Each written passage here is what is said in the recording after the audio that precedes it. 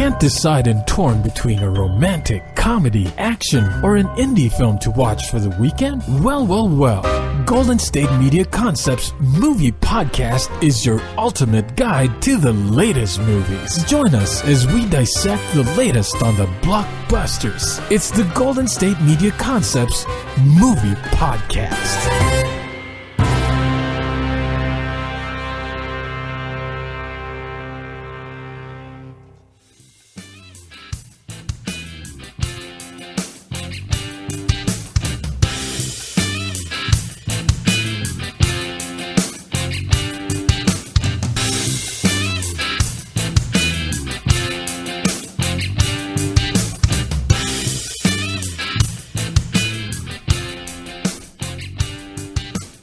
Hello and welcome to the GSMC Movie Podcast, brought to you by GSMC Podcast Network. I'm your host, Staci. And I am your co-host, Sarah. And today we are talking about two movies, Blockers and The Greatest Showman. There's nothing connecting those. Those are just the two we're talking about. One's in theaters. The Greatest Showman just came out on DVD. Correct. So that's the reasoning behind our choices, but there is no connecting theme. Yes. So the first movie, Blockers, I went into this only knowing the basic premise, which is that three teens make a pact to lose their virginity on prom night, and their parents somehow find out about it and try and stop them. If it helps, there's a picture of a rooster before the word blockers. Yeah. I didn't get that on the first view. I didn't notice the rooster the first time I saw the poster, and it was only after I saw the movie and I saw the poster again. I'm like, got it. I get what you're saying there. Okay. I see what you did there.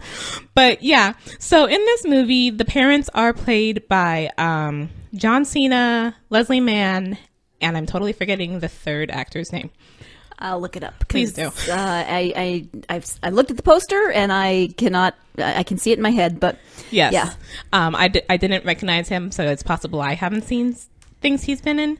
And I don't really recognize the girls either, but they're younger, so it's possible this is one of a few things they've done. Going into it, like I said, I didn't know much about it, but as I was watching it, I could have guessed that this was produced by Seth Rogen, and it is. Because it's that sort of comedy. It felt at times like almost the prom version of like Knocked Up or something. It was just it was just like parts were kind of funny, and then other parts I was just like, yeah, okay. Kind of that whole group. Leslie Mann, yeah, she's often in those. Well, she often works with her husband, whose name I'm also blanking on.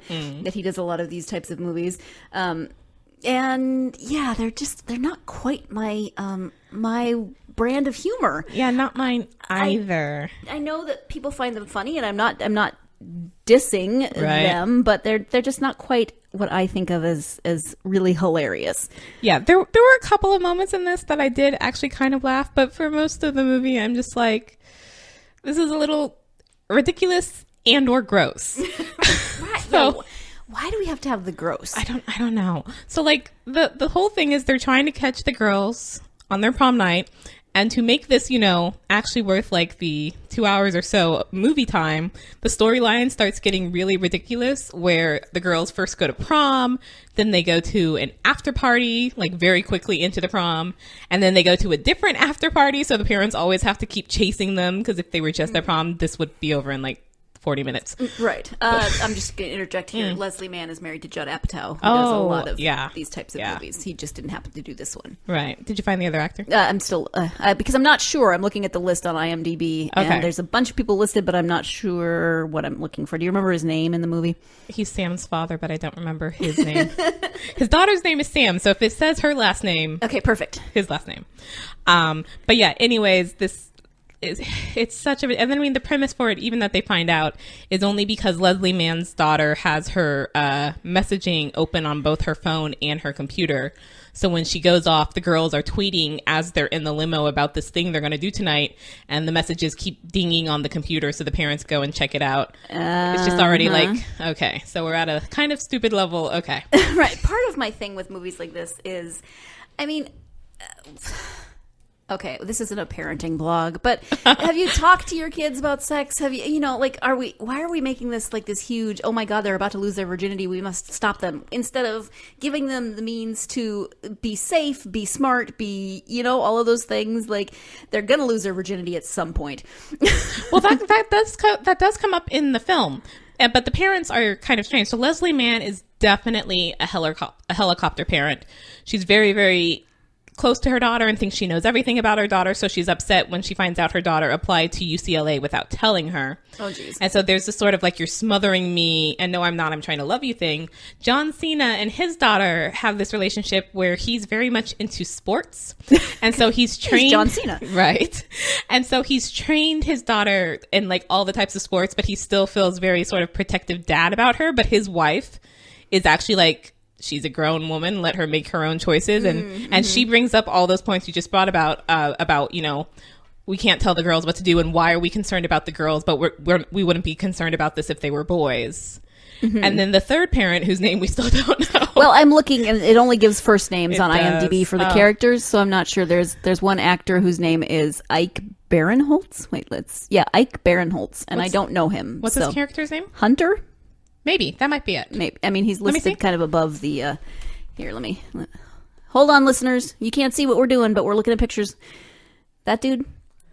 Possibly. His picture looks definitely... Because in the movie, he's a bit of a slacker, and John Cena and Leslie Mann are closer as the parents of their daughter's friends than they are with him, because he ended up cheating on his wife and they just sort of like dropped him from their parent friend group or whatever. Okay. And he originally is trying to stop John Cena and Leslie Mann from stopping the girls because he's been a terrible father. And so he brought a limo for his daughter's prom and wants to give her a special prom night to sort of make up for that. Oh, okay. But he also feels somewhat reassured because he thinks his daughter is a lesbian.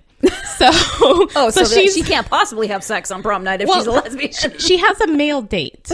So he's like, she's not having sex with her date because she's a lesbian. But then when he goes with them to the first thing to try and stop them, he sees her kiss her date. Okay. And so all of a sudden he's like, oh my God, I've got to stop her. I thought this all wrong. So then they all, but it gets very crazy very quickly. There's a scene at the the first after party they go to, which is already ridiculous. It's a crazy after party at somebody's lake house with all these kids drinking and whatever. And the guy whose house it is comes out when the three parents come up, and the parents are trying to look like teens. It's so ridiculous. Oh, no. Like at one point, Leslie Mann tells John Cena, who's very like not teenage looking, proper, to untuck his shirt so he looks young. And he's like, I can't untuck the shirt; it looks stupid that way. And I'm like, yes, that's what's keeping you from looking like a teenager. Is your shirt is tucked in. All I can think of is John Cena's wrestling persona and those stupid jean shorts he constantly wears. He's actually kind of pretty fun. Although this scene quickly becomes very because I don't quite I'm amazed at this kid and like the bravado he shows, because he comes up, he's like, no adults at the after. I'm like, you're all teenagers and you're drinking and you're gonna be like, no adults, are you kidding? And then he's like, are you guys cops? And I'm like, does that change anything? Because you still are being like, I'm not gonna let you in. I'm like, if they're cops, it doesn't matter, they can call the cops. Like, what are you gonna do? You're very brave for the situation you're in, man. But then he tricks them into, to prove they're like young and hip and down with it, having a chugging contest with a beer. But this is not a normal chugging contest. It is a butt chugging contest. Oh gosh. It's gross. This becomes a thing. It goes on way too long, and it's gross and just ill. Mm-hmm. It's so, and then shortly after that, they're trying to chase the girls down again because that thing gets broken up by the police, which is why we have to go to the second after party. And there is a vomiting scene because there must be, I don't know why, and it's gross, and because it was hard to watch. bathroom humor is hilarious, evidently. But yeah, it was hard to watch that scene. I definitely looked away. So if you have any sort of anywhere near squeamish stomach, maybe don't go see this.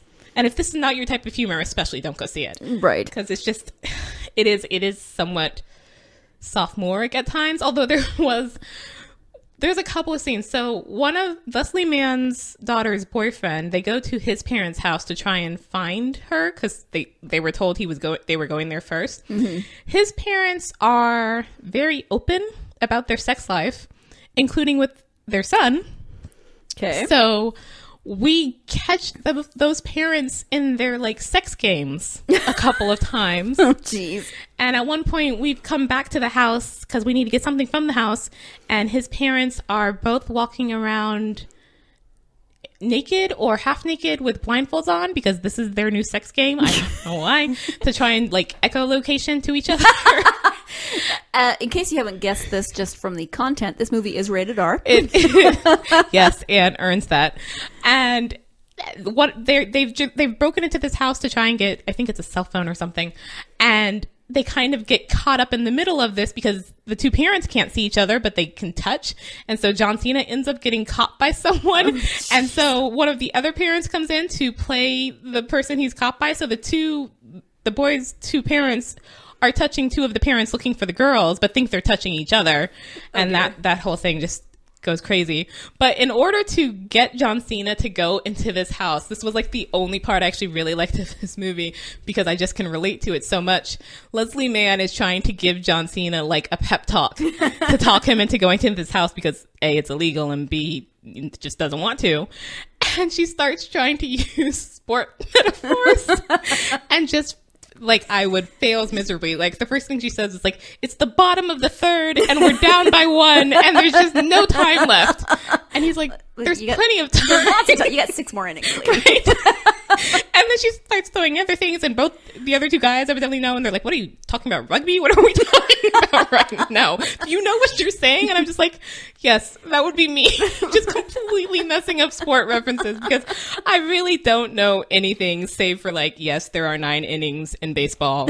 And when you get down to sort of the end of things, in basketball somewhat, but especially in football, 4 minutes does not mean 4 minutes. No. 4 minutes means like half an hour with all the pausing and the fouls and all that. So that's all I know for sports, but I just thought that was so great that she's just like, yeah, I have no idea what I'm doing. You need to go in there. And she does eventually convince him, and then we get the whole thing with the blindfolded sex games. Jeez. But just, yeah, it's very Sophomoric ridiculous. is a very good word for this. It sounds very... And, Yes. you know, again, lots of people like this type of humor, and if this is your type of humor, then you will probably love this movie.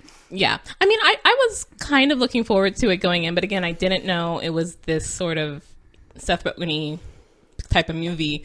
But just the idea that these, you know, really hapless parents are trying to go out and stop their teenage daughters. It's like, I can already tell this is just going to be a mess because you don't know what you're doing. And they don't. Right. But it's just like, it starts getting beyond the grossness, just like, yeah, is this still going? how is this night not ended yet? It's an hour and 42 minutes, so it's pretty typical length, but, you know, that may be like 42 minutes too long, an hour too long. The circumstances that are required to keep this movie going and that nobody, like, say for the one party, calls the cops on these parents even, it's just like, yeah, so, yeah. Yeah. I was looking to see what it got on Rotten Tomatoes to see what other people think. Oh, yeah? And apparently I don't know how to work right. There it is. Okay, so I'm like, hello. So 50% of the audience liked it. So, you know, you're running about half. Yeah. Not about half. You're running at a half. Yeah, I can see that because, again, certain type of humor, even if you don't have that type of humor, some funny parts, but not enough to make this worth it if this is not your type of humor. Right. There is, and again, I guess there's just sort of like all the parts with John Cena are pretty good. And his character's kind of funny. He's good at it at times, and then at other times, yeah, not so much. How's his acting? That's what I mean. Yeah, okay. Like, I haven't seen any of the other things he's done acting-wise, just because they didn't look interesting to me. Mm-hmm. He doesn't yet know how to be, like, self-referencing with a wink to the audience the way Dwayne "The Rock" Johnson does. Mm-hmm. He does that well, like we talked about in Jumanji, where he has the smoldering intensity as one of his powers, and that works so well. He knows how to do that. He's done this for a while. John Cena is still sort of learning that. So he does it to parts like there's one part where they broke into his house to try and find the address for one of the after parties. and it's in his wife's like address book or whatever, and they're sneaking around, and he's like, we have to be quiet because my wife will hear or whatever. And the other idiot parent guy is like, who wears the pants in this family? And the wife is on the stairs, she's like, I do. And he's like, he like screams a little, and he's like very much scared of his wife. And I'm like, you know what, that plays well. You're this big, strong, tough sports guy, but she's the one running this family. I can go with that. That's fine. And there's at the end, he's running around doing things the only way he knows how to do, which is with Braun trying to find which room his daughter's in as she's about to have sex. Mm-hmm. And so he's literally breaking down every door in this hotel. And the things and it's so funny, they were playing around with what he breaks into. So at times it's like other people making out, and then at other times it's like they look like they're in a satanic cult and they've got masks and candles on the ground and they're about to do some sort of ritual. Jeez. And so it's like, okay, that's kind of funny. It's kind of ridiculous because he seems to break into like literally every door in this hotel, but that's also kind of funny when you get to some of the things you're playing around with. And then the way it ends, not the ending the same, but the way each of the girls' stories ends, you could almost have predicted just from the beginning of knowing who they are and their personalities and their parents. Mm-hmm. And so it's just like, when we finally get to it, I'm just like, who had sex and who didn't have sex? I'm like, yeah, I knew that. I could have bet money on that. Like, I could have told you that was what was going to happen. I didn't need to sit through this entire movie just to find that out. Stupid vomiting scene. And for some odd reason, at one point in the movie, Leslie Mann's car explodes for like literally no reason whatsoever. Everything is better with an explosion thrown in. Yeah, it really was just like, this is just, who wrote this movie? Seriously. So Stacy gives this movie 2 big sighs. I think I've done more than 2 big sighs. I think you have. But yeah, if you're a fan of that type of Seth Rogen-y humor, yeah, this is okay. It's probably not as great as some of his other ones if you like that sort of thing. If you don't, just skip it. Just move on. Yes. So we're going to take a short break. Stay tuned. You're listening to the GSMC Movie Podcast. Watching TV has changed over time. Streaming has become the new norm. That's why Golden State Media Concepts television podcast dives headfirst to the world of cord cutting. Want to be on the loop of what's hot in Netflix? Or if it's not a preference, what about original shows in Hulu? We've got you covered. Join us as we fill in the blanks and talk about movies to stream and what show you should be binging. This is the Golden State Media Concepts television podcast.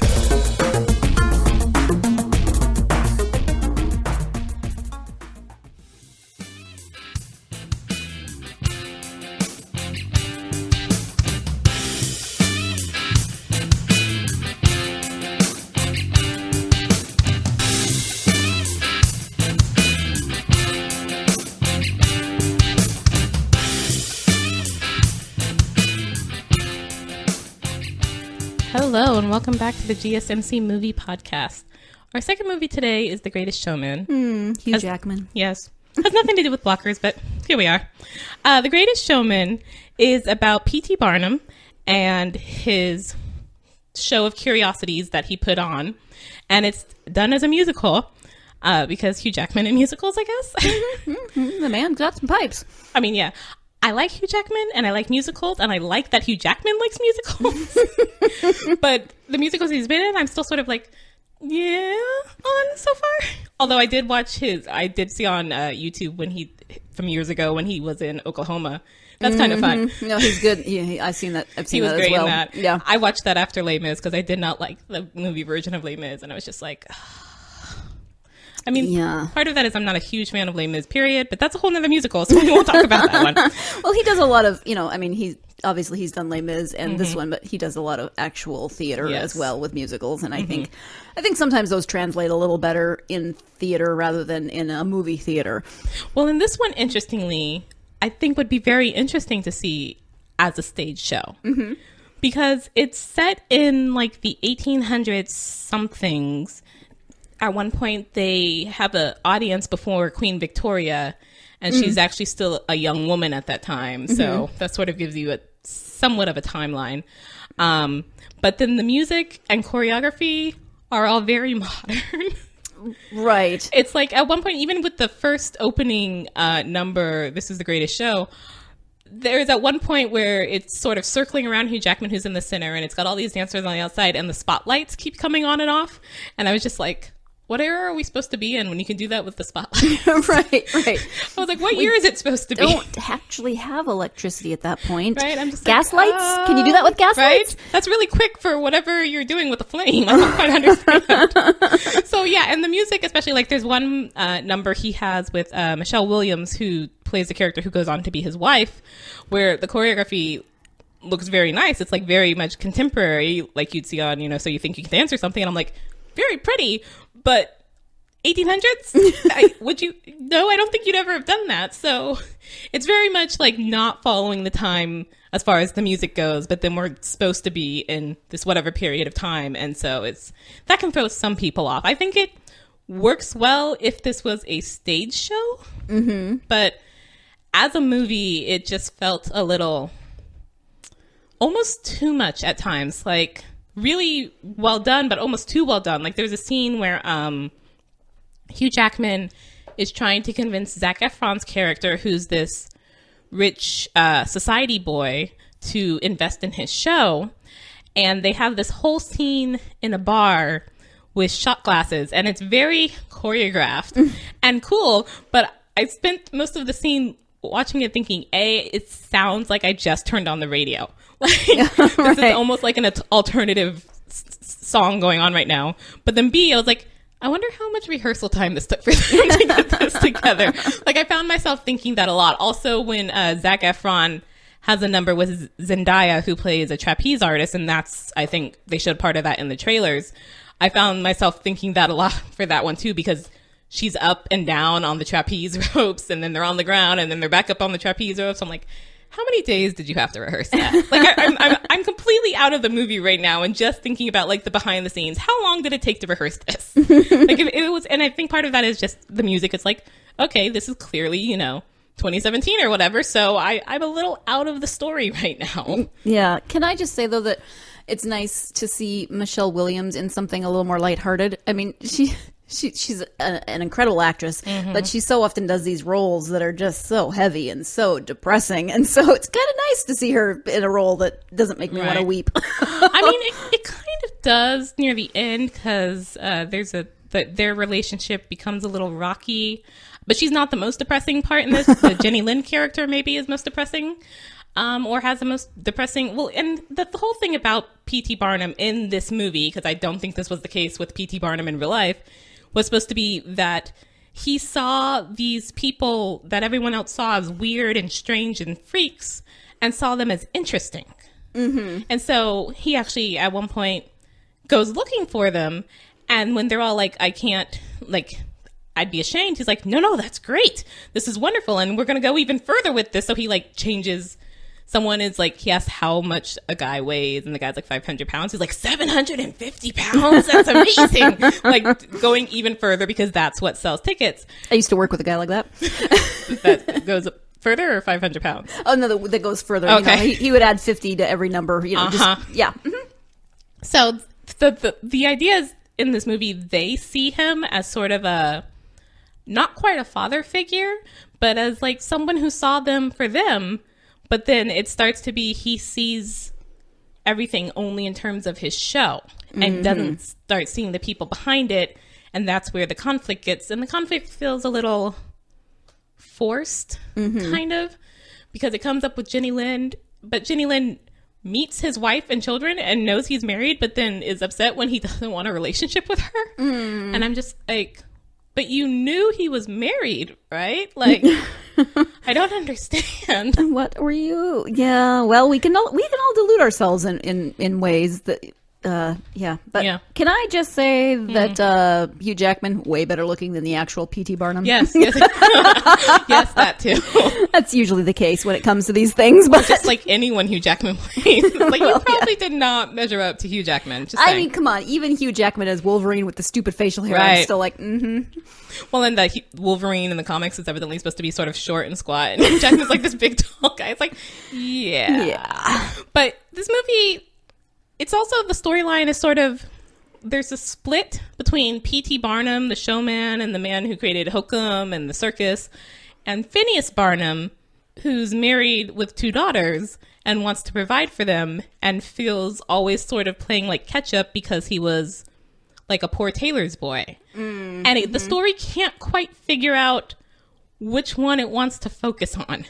And so it feels like it doesn't really do either well. Right. So it could be this dichotomy or this contrast, but instead it just kind of falls short. Like everyone save for Hugh Jackman's character almost feels like they got like the short end of the stick in how much they're on screen. Mm-hmm. Like all the people in the circus feels like you all seem to have really interesting backstories that we're not really going to go into, other than that everyone saw you as freaks. Congrats. And then you've got this interesting backstory with his wife who comes from money but chose to marry him for love, and his daughters and them being, you know, the daughters of this sort of fake showman in New York society, but we're not really going to go into that either. And then you've got this sort of third story with Zac Efron's character, who also comes from money, and he has a romantic relationship with Zendaya's character, and that whole thing gets played in because Zendaya's black, or her character is black, and this is 18 whatever. Right. Like, A, the relationship's not allowed, but B, even her going places is not allowed. At one point, they're dressed up to go to the theater, and she's like, I never thought I'd be able to go into a theater. Mm-hmm. And then that kind of ends badly, and someone calls her essentially the help. But of course. But it's like, there's all these other side stories that you kind of hint at and then don't really do anything with. Mm-hmm. So like, we get hinted at that Zendaya, who's in an act with her brother, have this past history of like having to deal with racial injustice and being treated wrong, but don't really know what that is. Just assume that it happened. Like, it's there, it's history, so of course they were black and therefore they were treated terribly. We're not really going to explain why or where this like pain is coming from. Just it was there and that's why. Just go with it. Just go with it. Assume that and go on. It's just like, okay. And like, even with the other characters, at one point when Barnum is starting to focus too much on Jenny Lynn and ignore all the other people from the circus, Jenny Lynn's about to give her like debut performance and he's really excited, and Zac Efron's character comes up and says, oh, Tom and Letty and the others are here, where do you want me to put them? And I'm just like, so I get that those are the circus characters, but who's Tom and who's Letty? Did we learn people's names? I don't know who anybody's name is. It's hard with casts that are as big as this, you know, sometimes to really figure out who is who and what their backstories are. I mean, that can be tricky. I often feel that way when watching such big casts. You're like, wait, who is that? Right. Do they have a name? But it feels really frustrating, this, because especially with the circus performers, you really feel you don't know their name and they're just sort of whatever their oddity is. The really tall guy, the really short guy, the really fat guy, the bearded lady. Like, you're just the thing that would show up on the show program and not the actual character, even though that's supposed to be sort of the storyline here, is he sees them as actual people. That's what they say. Like, that's actually in the trailer. At one point, the bearded lady says, you saw us for us, or something like that. You gave us a home, or something like that. And I'm like, but did he? Like, he totally somehow manages to convince these people to come in where they know they'll be like stared at and seen as freaks. Right. But better to be paid for that than to, because you'd be seen as freaks anyways. So better at least to earn some money, I guess, is how he kind of convinces them. But I'm just like, make okay. better choices, Hugh. Right. Not Hugh. You know what I mean. Pardon, make better choices, Barnum. But then at the end, you know, he's kind of messed up on all fronts and they're sort of forgiving for him. And I'm just like, why? Like, if I was in that situation, I'd be, you know, suitably pissed at you. Right. Because you talked me into, I was, you know, if not fine, I was okay with living my life in the shadows and trying not to attract attention at all. And you convinced me to come forward and then just sort of left me to my own devices. Yeah, I don't know. It's, again, I think it would actually look like an amazing show on stage because the music and choreography are very much modern, and so playing with that similar sort of to like Hamilton, which is doing, you know, the founding fathers, but with hip hop. Right. To have that on the stage show would be very cool. Sisters who are interracial. I mean, you know, I mean, it's not like they don't even look like sisters. They're not even the same. Right. Which is awesome. Which I love that in the casting. So this would also be sort of like, you know what? This is history, but yeah, not really. But yeah, just somehow as a movie, it just feels sort of not as good for me for some reason. And I'm not quite sure why. I'm trying to figure that out. And normally I generally like movie musicals better than stage musicals because you can do more in a movie musical. Right. So like the whole number that Zendaya and Zac Efron have on the aerial ropes, obviously you'd have a very hard time doing that in a theater because they're literally going up and down and all around this building on the trapeze ropes. And it's like, yeah, doing that in a theater, A, probably you just couldn't, and B, insurance liability would be way too difficult for that.